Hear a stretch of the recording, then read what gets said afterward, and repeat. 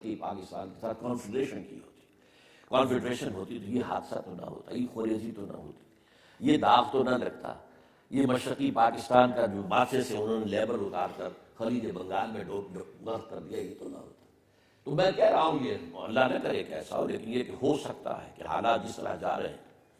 بیرونی داخلی جو دونوں طرف سے سینٹریفیوگل فورسز بڑھتی جا رہی ہیں، سینٹریفیوگل فورس ایک ہی ہے اسلام، اور وہ جو ہے وہ کمزور سے کمزور تر ہوتا جا رہا ہے۔ اس دور میں دو چیزوں کا اضافہ ہوا ہے، اس کو بھی سمجھ لیجیے۔ ایک تو ایک بات بہت کھل کر سامنے آ گئی ہے کہ الکفر ملت واحدہ، ہمارا بڑا تکیہ ہے، جب تکیہ تھا چین پر، لیکن جو قرارداد جو ہے یو کی آئی ہے، یہ جو جماعت الدعوہ پر پابندی لگی ہے، اس میں اس کا ویٹو کے ساتھ ہے، اور کہتے یہ ہیں کہ انہوں نے پاکستان سے اس کی منظوری لے کر ویٹو دیا اس کے ہاتھ میں، لیکن اب کھل کر آ گیا۔ اور یہ بھی ہمیں معلوم ہے، یہ خبروں میں آ چکا ہے، چین وہ افغانستان میں بھی اپنی فوجیں بھیجنے کو تیار ہے، اس کی تیاری ہو چکی ہے، افغانستان میں اس کی فوجیں آئیں گی۔ اور وہ آپ کو معلوم ہے کہ لال مسجد میں جو کچھ ہوا تھا اس پر بھی شاباش چین نے بھی دی تھی۔ تو چین ابھی تک جو ہے ذرا ڈھکا چھپا تھا اس معاملے میں، لیکن معلوم ہے اسلام کی دشمنی اس کی بھی جو کہ تو ہے بلکہ بڑھ کر ہے۔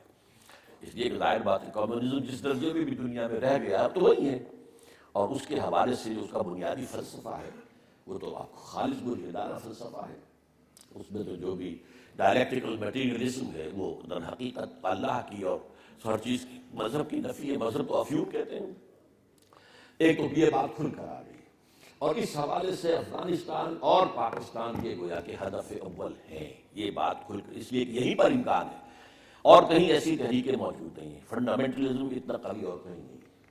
پورے پاکستان میں بھی اتنا نہیں ہے، لیکن اس کا خاصا بڑا علاقہ ہے۔ صرف سرحد نہ سمجھیے، ہمارا سرائیکی علاقے کا بھی بہت بڑا رقبہ ہے جو اسی انداز کا ہے۔ آپ کو معلوم ہے کہ وہ لشکر جنگی ہو یا کوئی اور جو اکثر لوگ جو گرفتار ہوتے ہیں وہ بھاولپور ایریا جو ہیں، یہ ڈیرہ اسماعیل خان ہے، یہ مظفر گڑھ ہے، ڈیرہ غازی خان ہے، تو اپر سندھ کے اندر بھی وہ مذہبی جو ہے روایات کو کافی گہری ہیں، جمیعت علماء اسلام کا کافی عمل دخل ہے۔ تو اس حوالے سے یہ معاملہ جو ہے پاکستان اور افغانستان اس کا ہے، تو الکفر ملت واحدہ۔ اور دوسرے جو صورت اب نظر آ رہی ہے وہ یہ ہے کہ پاکستان میں جو سیاسی اعتبار سے کچھ محسوس ہو رہا تھا سکون ہے، وہ اب ختم ہونے والا ہے۔ اب محاذ آرائی کی وہ فضا دوبارہ پیدا ہونے والی ہے جو 90s کے اندر ہوئی تھی، جبکہ 2 مرتبہ حکومت بنی تھی نواز شریف کی اور 2 مرتبہ بے نظیر کی، اور ان میں جو کھینچا تانی، جو رسہ کشی، جو مخالفتیں بدترین قسم کی، محاذ آرائی بدترین قسم کے جو ہیں اس میں اقدامات جو کیے گئے تھے، اندیشہ یہ ہے کہ اب وہ پیدا ہونے والا ہے، بلکہ پیدا ہو چکا ہوتا اگر یہ ایکسٹرنل ایلیمنٹ جو ہے ممبئی کا جو بھی ایک ہوا ہے حادثہ، اگر وہ نہ ہوتا تو اب تک ہو چکا ہوتا، وہ کھل کر آ چکا ہوتا۔ اس لیے ایک حد ہوتی ہے جس حد تک کوئی انسان جا سکتا ہے، تو نواز شریف صاحب بھی دبتے دبتے دبتے دبتے دبتے ایک آخری حد تک پہنچ گئے، دیوار سے لٹکا دیے گئے ہیں، اور بہرحال ان کی کچھ نہ کچھ طاقت پنجاب میں تو ہے، اس میں کوئی شک نہیں ہے۔ تو اس لیے اس سے باہر یہ اگر ہوگا تو یہ اور پاکستان کے لیے وہ ایک امپلوژن جو ہے اندر سے دھماکے کے لیے اور اندرونی طور پر فضا کے خراب ہونے کے لیے، جس سے کہ پھر جواز پیدا ہو جائے کہ کوئی نیٹو فورسز اور کوئی بھارتی فورسز داخل ہو جائے، اس کے امکانات اب زیادہ ہیں۔ اب آئیے پھر آج کا اصل کا موضوع ہے فَفِرُّوا إِلَى اللَّهِ۔ بات وہی ہے جو عید کے خطاب میں تھی، وقت دعا ہے، اور دعا کے لیے کیا ہے؟ دوڑو اللہ کی طرف، انی لکم منہ نذیر مبین،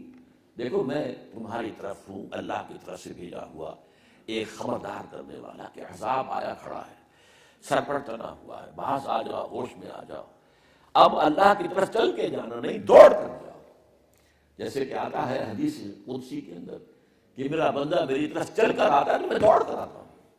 میرا بندہ میری طرف بارش بھر آتا ہے تو میں ہاتھ بھر آتا ہوں۔ تو یہ صورتحال جو ہے، لیکن اب تو اب ہمیں ضرورت ہے کہ ہم دوڑ کر اللہ کی پناہ میں آئیں، اللہ کی پناہ طلب کریں اور اس کے لیے توبہ کریں۔ اس زمن میں جو آج میں بات کہنا چاہتا ہوں، اور خاص طور پر میں نے سورہ نوح کی جو آیات تلاوت کی اسی حوالے سے، ذرا ان کا ترجمہ سن لیجئے۔ اِنَّا أَرْسَلْنَا نُوحًا إِلَىٰ قَوْمِهِ أَنْ أَنذِرْ قَوْمَكَ مِنْ قَبْلِ أَنْ يَأْتِيَهُمْ عَذَابٌ أَلِيمٌ۔ ہم نے نوح کو بھی بھیجا تھا اس کی قوم کی طرف کہ اپنی قوم کو خبردار کر دو اس سے پہلے کہ عذاب علیم ان پر آ جائے۔ بالکل ٹھیک ایگزیکٹ وہ الفاظ ہیں جو میں جس رنگ میں آج اس وقت حالات کو دیکھ رہا ہوں، اس سے پہلے کہ وہ عذاب اکبر آ جائے اور پاکستان جو ہے یا تو اس کا نام نشان مٹ جائے جیسے کہ دنیا کہہ رہی ہے، یا حصے مخرج ہو جائے، بلکرائزیشن ہو جائے، یا وہ بھارت کا ایک تابع مومن ملک بن کر رہ جائے کہ کوئی اس کی حیثیت نہ رہے، جس کو میں کہتا رہا ہوں کہ یوں سمجھیے نیپال ملٹیپلائڈ بائی 10 کی حیثیت اگر پاکستان کی رہ جاتی تو وہ بھی خاتمہ ہی ہے۔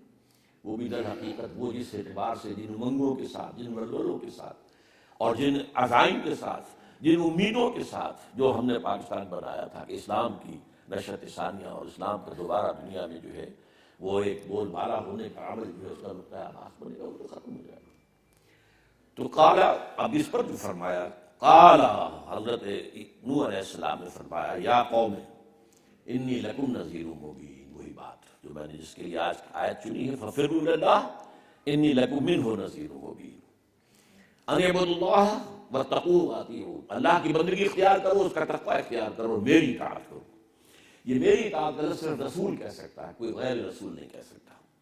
ظاہر بات ہے کوئی کہے گا کہ اللہ کی اطاعت کرو، اللہ کی بندگی کرو، اللہ کے دین پر چلو، اللہ کے احکام پر چلو، اللہ کے رسول کی سنت پر چلو، قرآن مجید کو اپنا امام بناؤ، یہ نہیں کہہ سکتا کہ میری اطاعت کرو۔ لیکن رسولوں کا یہ مقام ہوتا ہے، ان اعبدوا اللہ واطیعون۔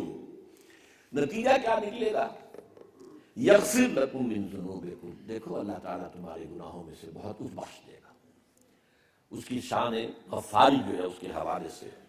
وَيُؤَخِّرْكُمْ إِلَىٰ أَجَلٍ مُّسَمًّى، اور تمہیں تمہارے وجود کو مؤخر کر دے گا، ابھی اور تاخیر کر دے گا، اس کے اندر تمہیں اور مہلت دے دے گا ایک اجل مسمى تک۔ اجل مسمى ہمیشہ رہتی ہے، یہ ہمیشہ کے لیے تو ہے ہی نہیں، ہمیشہ کے لیے یہ کائنات ہی نہیں ہے، ہمیشہ کے لیے دنیا ہی نہیں ہے، ہمیشہ کے لیے تو یہاں ہمیشہ کے لیے کسی شے کو ہے ہی نہیں۔ لیکن یہ ہے کہ تمہیں جو فوری طور پر عذاب تمہارے سر پر تنا ہوا ہے اور عظیم عذاب آ رہا ہے، اسے اللہ مؤخر کر دے گا۔ یؤخرکم الی اجل مسمى ان اجل اللہ اذا جاء لا یؤخر لو کنتم، یہ جان لو جب اللہ کا وہ معین وقت آ گیا پھر اسے مؤخر نہیں کیا جا سکے گا۔ ابھی توبہ کے ذریعے اسے مؤخر کیا جا سکتا ہے۔ میں نے پہلے جو یہاں خطاب کیا تھا، لا يرد القضاء الا الدعاء، ترمذی شریف کی روایت ہے کہ اللہ کا قضا جو ہے فیصلہ، اس کو بھی لوٹا دیتی ہے دعا۔ دعا میں وہ تاثیر ہے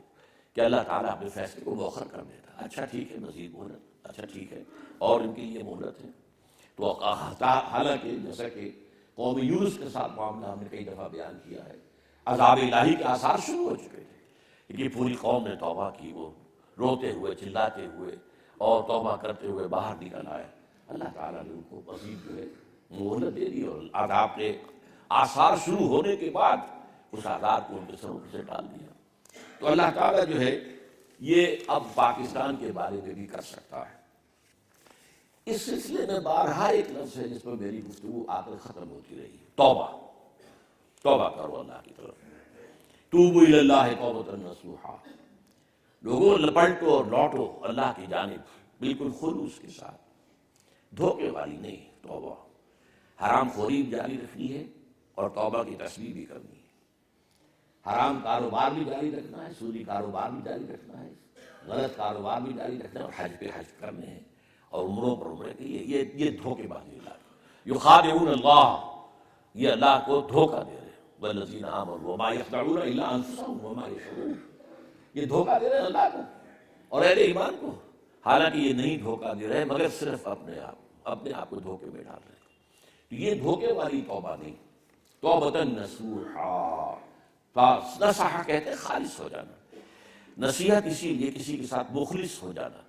مخلص اخلاص کی بنیاد پر جو بات اس سے کہی جائے، دیکھو بھائی یہ کام نہ کرو، یہ نصیحت ہے، دیکھو بھائی یہ کام اچھا کرو، یہ نصیحت ہے، بنیاد اس کی خلوص۔ تو نصحہ جو ہے اس کے معنی خالص ہو جانا۔ تو یا ایھا الذین آمنوا توبوا الی اللہ توبۃ نصوحا، لیکن اس کے لیے کیا لازم ہے؟ ایک فرد کا معاملہ ہو تو انفرادی توبہ کافی ہے، اور واقع یہ ہے کہ افراد کا معاملہ جو ہے وہ اس دنیا میں طے نہیں ہوا کرتا، اس کا آخری فیصلہ قیامت میں ہونا ہے۔ کلہم آتی ہے یوم القیامت فردا، وہاں ہر شخص کو انڈیویجولی پیش ہونا ہے، اپنا نامہ اعمال لے کر سامنے پیش ہونا ہے ہر شخص۔ وہاں قومی سطح پر نہیں ہے معاملہ، بلکہ یہ ہے کہ وہاں ایک انفرادی سطح، کلہم آتی ہے یوم القیامت فردا۔